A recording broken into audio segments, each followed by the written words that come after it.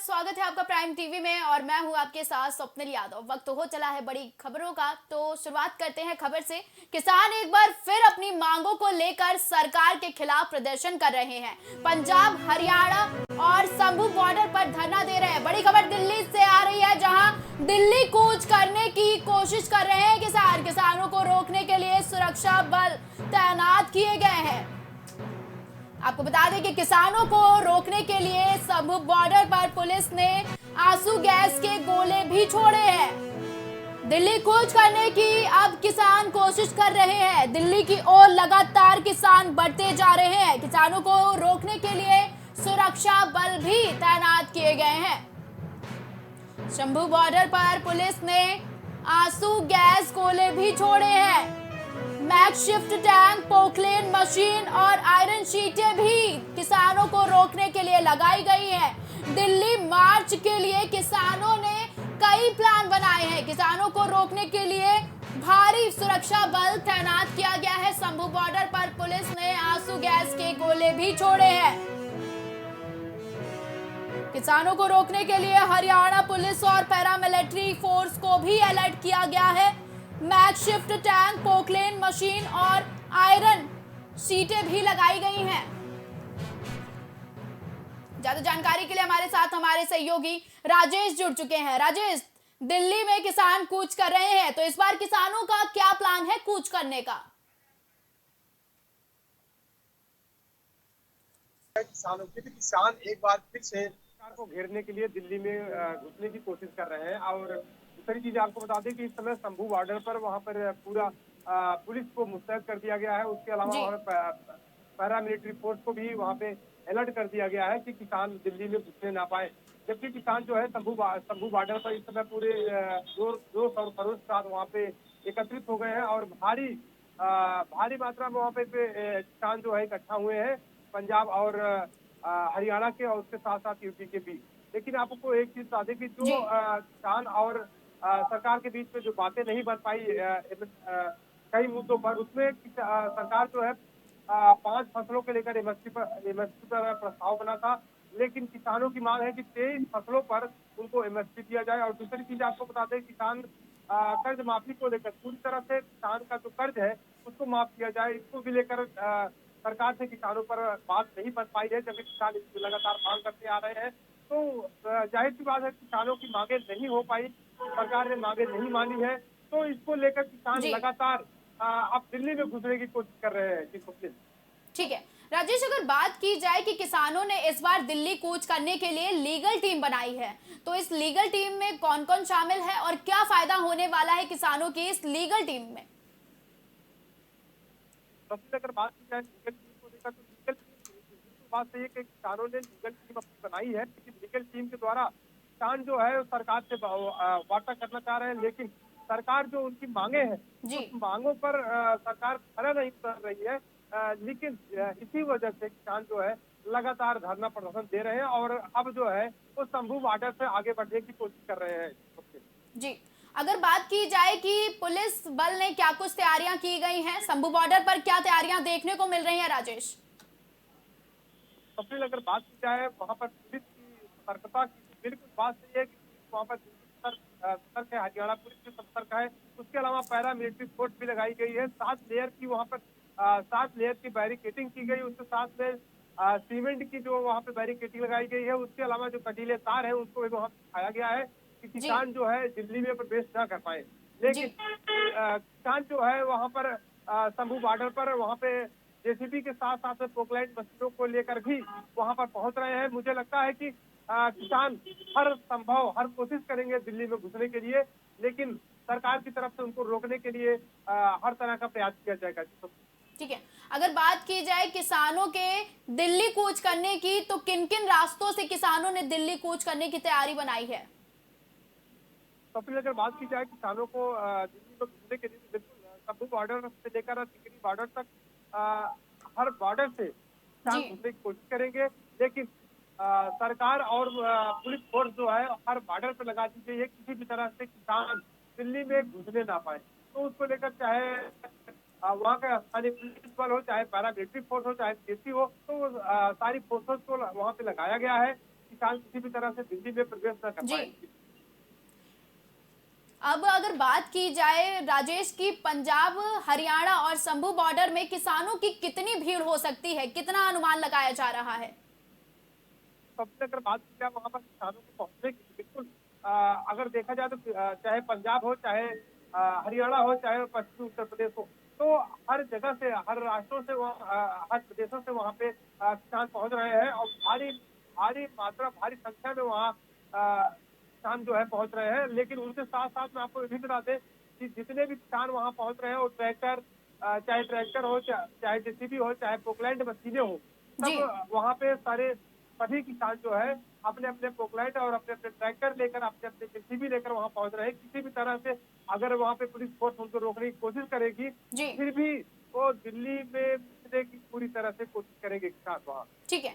क्या लगता है राजेश कि इस बार दिल्ली किसान कूच कर रहे हैं, तो ऐसे में सरकार फिर से बातचीत करना चाहेगी क्या किसानों से? जी बिल्कुल, सबसे अगर बात की जाए सरकार की तरफ से बातचीत करने की, तो सरकार भी लगातार बातचीत करने की कोशिश कर रही है। लेकिन कोशिश करना या न करना वो अलग बात है, लेकिन जो किसान की मांगे हैं, उन मांगों को न मानना सबसे बड़ा मुद्दा यहाँ पर बनता है। तो जाहिर सी बात है, किसान की मांगे अगर नहीं मानी जाती है, तो किसान जो है वो दिल्ली में पूरी तरह से घुसने की कोशिश करेगा सब। तो इस बार दिल्ली में ज्यादा दिनों तक रहने की तैयारियों में किसान आए हैं, क्या कुछ जानकारी है कि किन किन तैयारियों से किसान कूच करने की तैयारी बना रहे हैं? सबसे किसानों की बात की जाए तो बिल्कुल सही है। किसान जो है ज्यादा दिन की बात तो अलग है, लेकिन किसान अब जब तक मांगे नहीं मानी जाती है, तब तक के लिए किसान वहाँ पे बने रहेंगे और दिल्ली में घुसने की पूरी कोशिश करेंगे। उसके साथ में आपको बता दें कि चाहे ट्रैक्टर हो, चाहे पोकलैंड हो, चाहे जेसीबी हो, वो सारी अपनी व्यवस्थाओं के साथ यहाँ पहुंच रहे हैं। किसी भी तरह की उनके साथ मतलब व्यवस्था में कोई कमी ना हो पाए, इसके लिए सारी व्यवस्थाओं से किसान वहाँ पहुंच रहे हैं जी। और कोशिश करेंगे दिल्ली में घुसने के लिए। हर संभव कोशिश करेंगे कि वो दिल्ली में एंट्री कर जाए, प्रवेश कर जाए। लेकिन उनको रोकने के लिए सरकार भी पूरी तरह से मुस्तैद है कि किसानों को किसी भी तरह से दिल्ली में घुसने ना दिया जाए। ठीक है। अगर राजेश बात की जाए कि सरकार ने 3 मांगे मांग ली, उसके बाद जो मांगे थी किसानों की, उन पर अब क्या रुख लेंगे किसान, और सरकार अगर मानेगी तो वो मांगे कौन-कौन सी हैं जो किसानों ने अब रखी हैं? सबसे अगर बात की जाए किसान की मांगे, तो किसान की 13 मांगे थी, जिसमें जी। 10 मांगे वहां पर सरकार ने मान ली थी। लेकिन उसके अलावा 3 मांगे जो किसानों की थी, वो जी। 3 मांगे सरकार ने नहीं मांगी थी। उसमें से 3 मांगों में से एमएसपी था और कर्ज माफी था। उसके साथ में किसानों को पेंशन का था।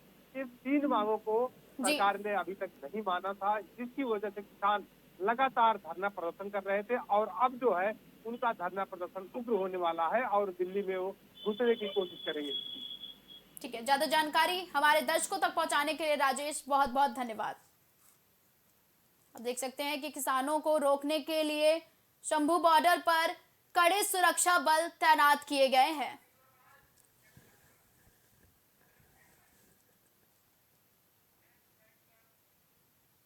मुख्यमंत्री योगी आदित्यनाथ 2 दिवसीय दौरे पर हैं और गोरखपुर जा रहे हैं, जहां मुख्यमंत्री गीडा की ओर से प्रस्तावित आवासीय टाउनशिप लॉन्च करेंगे। यह परियोजना कालेसर जीरो पॉइंट के पास 120 एकड़ में विकसित की जाएगी। गोरखपुर में मुख्यमंत्री योगी आदित्यनाथ एसडी इंटरनेशनल की ओर से लगभग 250 करोड़ की लागत से स्थापित की जाने वाली इकाई का शिलान्यास भी करेंगे।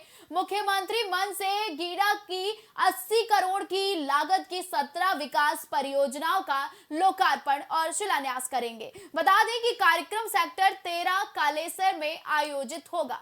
ये बड़ी खबर है, जहां आज सीएम योगी आदित्यनाथ का गोरखपुर दौरा है और 2 दिवसीय गोरखपुर दौरे पर सीएम योगी आदित्यनाथ रहने वाले हैं। ज्यादा जानकारी के लिए हमारे साथ धनेश जुड़ चुके हैं। धनेश, आज गोरखपुर दौरा है सीएम योगी का, तो ऐसे में क्या खास होने वाला है गोरखपुर में? कि सीएम योगी जब भी दौरा करते हैं तो कोई ना कोई सौगात गोरखपुर वासियों को जरूर देते हैं। हर बार की तरह इस बार भी जो है गीडा सेक्टर में 82 वर्ग मीटर में बनने वाली ऐसी इंटरनेशनल की इस यूनिट को करीब 750 लोगों को रोजगार मिलेगा। गीडा जिन विकास योजनाओं का लोकार्पण है उनमें औद्योगिक जी गालियारा सेक्टर 27-28 में करीब 35 करोड़ रुपए के अधिक नौ कार्य शामिल हैं, जबकि गीडा सेक्टर में 1154 करोड़ रुपए से अधिक नौ कार्यों का शिलान्यास जी होना है। ये कार्यक्रम गीडा सेक्टर में 13 में होना है। 80 एकड़ में कालेश्वर व्यवसायिक परियोजना लॉन्च किया जी गया था। 120 एकड़ में औद्योगिक परियोजना लॉन्च की जाएगी। आवासीय परियोजना में छोटे मध्य और बड़े आकार भूखंड होंगे। कालेश्वर व्यवसायिक आवासीय परियोजना में कनेक्टिविटी लिहाजा इसकी NH 28 कुशीनगर राजमार्ग सोनाली राजमार्ग कालेश्वर टर्मिनल देगा। जी ठीक है धनेश, अगर बात की जाए कि इस योजना से गोरखपुर की जनता को कितना लाभ होगा? जी बिल्कुल, देखा जाए योजना का यही प्रदेश सरकार का यही मेन उद्देश्य है कि लोगों को रोजगार मिले, कहीं ना कहीं जी से रोजगार से जोड़ा जाए, कनेक्टिविटी से जोड़ा जाए। जो सड़कों का महाजाल है, चाहे वो फ्लाईओवर का है, तो रोजगार भी उसमें एक मुख्य वो मुद्दा है कि रोजगार से लोगों को रोजगार मिले। तो रोजगार कहीं ना कहीं अगर यहाँ गीडा में स्थापित लगभग जहाँ भी जी औद्योगिक केंद्र उद्योग स्थापित हो रहे हैं, फैक्ट्रियाँ लगाई जाए हैं, तो उसमें लगभग सैकड़ों लोगों को यहाँ से उसमें रोजगार मिल रहे हैं, लोगों को जोड़ा जा रहा है।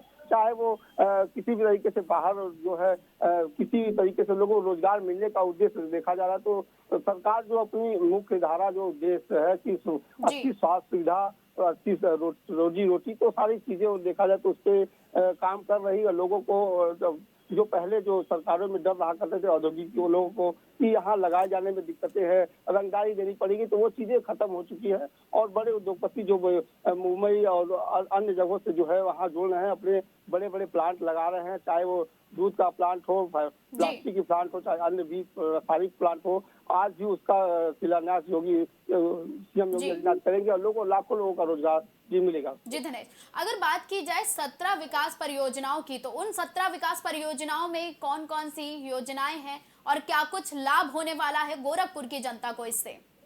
देखिए, मुख्य जो है धारा है बताए आपसे, औद्योगिक विकास जो है, गीडा क्षेत्र जो है औद्योगिक विकास क्षेत्र है। उसमें बड़े बड़े प्लांट जो है अभी कुछ दिन पहले, महीनों पहले दूध का प्लांट लगाया गया था। तो इसी तरीके से अनेकों प्लांट जो है गीडा क्षेत्रों में कई सौ एकड़ की प्लांट वो जो है क्षेत्र है गीडा, उसमें अलग अलग जो यहाँ से बाहर से जो उद्योगपति आ रहे हैं, योगी आदित्यनाथ से बात करते हैं और अपने प्लांट लगा रहे हैं। तो देखा जाए तो उस क्षेत्र में पहले सूना रहता था और अब यहाँ पे कई तरीके के औद्योगिक जो है उपकरण वहाँ पे प्लांट लगाए गए हैं, जिससे लोगों को रोजगार मिल रहे हैं। मैंने पहले भी कहा कि पहले यहाँ पे जो अन्य सरकारें थी तो लोगों को एक डर बना रहता रंगदारी की, या फिर और भी जो रंगदारी देने पड़ेंगे तो सुरक्षित रहेंगे या नहीं रहेंगे। तो वो सारी चीजें लोगों में एक भाव जगा है कि हम इस सरकार में, योगी सरकार में कहीं पूरी तरह सुरक्षित है, तो लोग इन्वेस्टमेंट गोरखपुर में कर रहे हैं। जी ज्यादा जानकारी हमारे दर्शकों तक पहुंचाने के लिए धनेश बहुत बहुत धन्यवाद।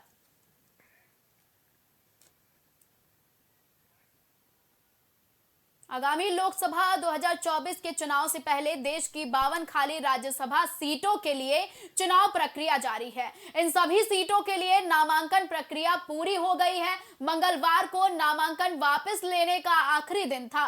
उसके बाद कई राज्यों के उम्मीदवारों को निर्विरोध निर्वाचित कर दिया गया है। इनमें कांग्रेस की पूर्व अध्यक्ष सोनिया गांधी और बीजेपी के राष्ट्रीय अध्यक्ष जेपी नड्डा जैसे नेताओं के नाम शामिल हैं। राजस्थान की बात करें तो यहां की 3 सीटों पर प्रत्याशियों को निर्विरोध चुन लिया गया है। इनमें कांग्रेस से सोनिया गांधी, बीजेपी से चुन्नीलाल गरसिया और मदन राठौर का नाम शामिल है। अधिकारियों ने बताया कि सोनिया गांधी, चुन्नीलाल और मदन राठौर को राज्यसभा से उच्च सदन के लिए निर्विरोध चुना गया है। विधानसभा सचिव महावीर प्रसाद शर्मा ने कहा कि चूंकि 3 नेताओं के खिलाफ कई अन्य उम्मीदवार चुनाव नहीं लड़ रहे थे, इसलिए उन्हें राज्यसभा के लिए निर्विरोध चुना गया।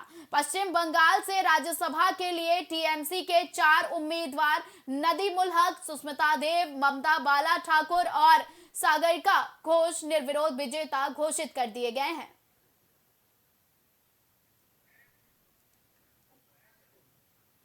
यूपी में भी इंडिया अलायंस के बीच बिखराव होता हुआ नजर आ रहा है। सीट शेयरिंग को लेकर सपा और कांग्रेस में बात बनती हुई नहीं नजर आ रही है। इस बीच आगामी लोकसभा 2024 चुनाव के लिए समाजवादी पार्टी ने उम्मीदवारों की अपनी तीसरी लिस्ट भी जारी कर दी है। इस लिस्ट में 5 उम्मीदवारों के नाम घोषित किए गए हैं। सपा ने बदायूं, कैराना और बरेली जैसी सीटों पर उम्मीदवार उतारे हैं। बदायूं सीट पर पार्टी ने अपना उम्मीदवार बदला है और शिवपाल यादव को टिकट दिया है। पहली लिस्ट में इस सीट पर धर्मेंद्र यादव को मैदान में उतारा गया था। समाजवादी पार्टी ने अपनी तीसरी लिस्ट में कैराना से इकरा हसन और बदायूं से शिवपाल सिंह यादव, बरेली सीट से प्रवीण सिंह एरन, हमीरपुर से अजेंद्र सिंह राजपूत और वाराणसी से सुरेंद्र सिंह पटेल को टिकट दिया है। आपको बता दें कि अखिलेश यादव की अगुवाई वाली समाजवादी पार्टी ने उम्मीदवारों की अब तक 3 लिस्ट जारी की है। आपको बता दें कि लोकसभा जिनमें से 80 लोकसभा सीटों में 32 पर अपने उम्मीदवार उतार दिए हैं। लगातार समाजवादी पार्टी और इंडिया एयरलाइंस में खींचातान देखने को मिल रही है। तो ज्यादा जानकारी के लिए हमारे साथ हमारे सहयोगी राजेश जुड़ चुके हैं। राजेश, क्या जानकारी है कि अखिलेश यादव, सपा और इंडिया एयरलाइंस में खींचातान हो रही है, क्या वजह है इस खींचातान की? जी स्वप्निल, अगर बात की जाए इंडिया अलायंस की, तो लगातार इंडिया अलायंस में खींचतान बनी हुई है सभी पार्टियों को लेकर, और अभी तक कोई सहमति नहीं बन पा रही है। और खास करके उत्तर प्रदेश में अगर देखा जाए तो समाजवादी पार्टी और कांग्रेस के बीच में अभी तक सीटों को लेकर, सीट शेयरिंग को लेकर कोई भी खास कदम, ठोस कदम नहीं उठाया गया है, जिसको लेकर दोनों पार्टियों में अभी तक खींचतान मची हुई है। दूसरी चीज आपको बता दें कि लगातार अखिलेश यादव जो है तीसरी सूची जारी करते हैं प्रत्याशियों की। 2 सूची जारी करने के बाद तीसरी सूची उन्होंने जारी कर दिया। तीसरी सूची में 5 लोकसभा सीटों से उन्होंने प्रत्याशी मैदान में उतार दिए हैं। आपको बता दें कि एक ऐसी सीट है बदायूं, जहां से धर्मेंद्र यादव कई बार के सांसद भी वहां से रह चुके थे, लेकिन इस बार जो है बदायूं से समाजवादी पार्टी ने शिवपाल यादव को उतारा है। और एक चीज और आपको बता दें कि जो बाकी जो है शिवपाल यादव के अलावा समाजवादी पार्टी ने जो तीसरी लिस्ट जारी की है, उसमें कैराना से इकरा हसन, बदायूं से शिवपाल यादव, बरेली से प्रवीण सिंह एरन और हमीरपुर से अजेंद्र सिंह राजपूत और वाराणसी से सुरेंद्र सिंह पटेल को टिकट दिया गया है। तो जाहिर सी बात है, अखिलेश यादव की अगुवाई वाली समाजवादी पार्टी जो है लगातार तीसरी जारी की है, और अभी तक कांग्रेस और मतलब इंडिया गठबंधन में कोई भी बातें बनती नजर नहीं आ रही है, जिसको लेकर अखिलेश यादव ने तीसरी लिस्ट जारी कर दी है। जी ठीक है राजेश, लोकसभा 2024 का चुनाव बेहद नजदीक है। ऐसे में इंडिया एयरलाइंस में बिखराव हो रहा है, तो अगर 24 के चुनाव में सपा अलग हो जाती है तो क्या होगा? सबसे अगर बात की जाए इंडिया अलायंस में समाजवादी पार्टी का, बिल्कुल समाजवादी पार्टी अगर इंडिया अलायंस से अगर अलग होती है तो जाहिर सी बात है कि आपको बता दें कि समाजवादी पार्टी उत्तर प्रदेश की विपक्ष की सबसे बड़ी पार्टी है। एक तरफ जहां बीजेपी सरकार में है और दूसरी तरफ समाजवादी पार्टी विपक्ष में है, तो विपक्ष में समाजवादी पार्टी का मतलब जो उत्तर प्रदेश में उसका वोट का समीकरण है बहुत ही मजबूत और बड़ा है। लेकिन अगर गठबंधन, इंडिया गठबंधन में अगर समाजवादी पार्टी अगर नहीं जाती है, नहीं रहती है, तो मुझे लगता है कि इंडिया गठबंधन का बिल्कुल बुरा हाल उत्तर प्रदेश में होने वाला है। ठीक है, अगर 24 के चुनाव में ये जो बिखराव नहीं हो रहा है और सपा और इंडिया एयरलाइंस की अब क्या रणनीति होगी 24 के चुनाव को लेकर राजेश? सबसे अगर बात की जाए इंडिया अलायंस की रणनीति को लेकर, तो अगर उत्तर प्रदेश में समाजवादी पार्टी के साथ अगर सहमति बन जाती है तो उत्तर प्रदेश में इंडिया अलायंस मुझे लगता है कि मजबूती के साथ उतरेगा 2024 के लोकसभा के चुनाव में। लेकिन अगर समाजवादी पार्टी से इंडिया अलायंस की बात अगर नहीं बन पाती है सीट शेयरिंग को लेकर, तो मुझे लगता है कि इंडिया अलायंस यहाँ पर बिल्कुल फेल साबित होगा। लेकिन समाजवादी पार्टी जो है वो पूरा दमखम लगाएगी उत्तर प्रदेश चुनाव 2024 के लोकसभा चुनाव को लड़ने के लिए। लेकिन एक चीज आपको बता दें कि अभी तक जो 80 उत्तर प्रदेश की 80 लोकसभा सीटें हैं, इस 80 लोकसभा सीटों में 32 सीटों पर अपनी उम्मीदवार समाजवादी पार्टी घोषित कर चुकी है। तो मुझे लगता है कि अगर इंडिया अलायंस में अगर समाजवादी पार्टी की सीट शेयरिंग को लेकर बात बनती है, तो ठीक है, अगर नहीं बनती है तो इंडिया अलायंस खास करने वाला 2024 के चुनाव में उत्तर प्रदेश में नहीं। ठीक है, ज्यादा जानकारी हमारे दर्शकों तक पहुंचाने के लिए राजेश बहुत बहुत धन्यवाद। खबरों का सिलसिला लगातार जारी रहेगा। देश और दुनिया की तमाम बड़ी और अहम खबरों के लिए आप देखते रहें प्राइम टीवी। कुछ भाव पुष्प। आप देख रहे हैं प्राइम टीवी, सच साहस सरोकार।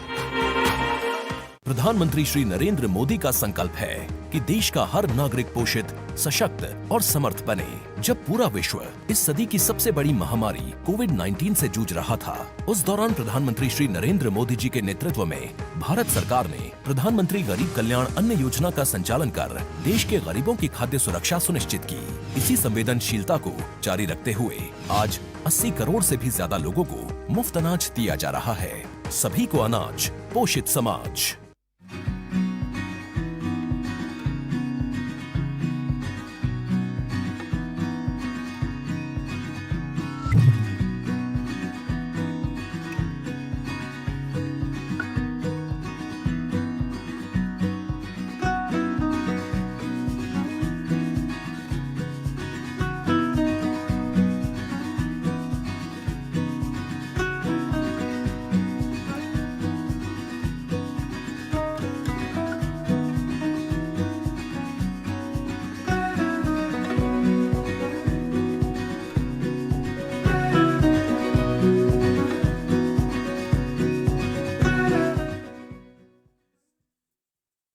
अगर आप करना चाहते हैं अपने बिजनेस को प्रमोट, तो इसके लिए आपको चाहिए होगा एक सपोर्ट। बेहतर स्क्रिप्ट, शानदार ग्राफिक्स, बेहतर विजुअल दिखाएंगे कमाल। जानकारी पहुंचेगी जन जन तक, आपका काम करेगा धमाल। इन सभी चीजों के लिए अब ना हो परेशान। Brand promotion, motion designing and video editing, 2D और 3D animation, television telecasting, social media works, script writing जैसे कामों के लिए आज ही कांटेक्ट करें 9267925186 पर। इसी के साथ ही आप हमें जीमेल भी कर सकते हैं vikasproduction.gfx@gmail.com पर।